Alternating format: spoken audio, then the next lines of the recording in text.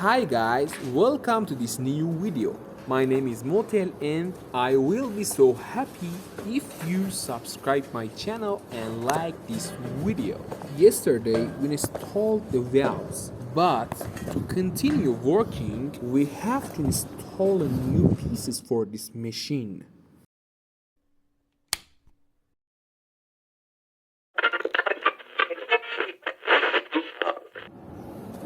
This is the pieces that I was talking about. Yes, a metal roof. And why we did this? Because we had to prevent direct sunlight. And why should this happen? Because in this process, oh god, I need to concentrate more. Okay, forget about it. I was saying in this process, direct sunlight causes the oil to overheat.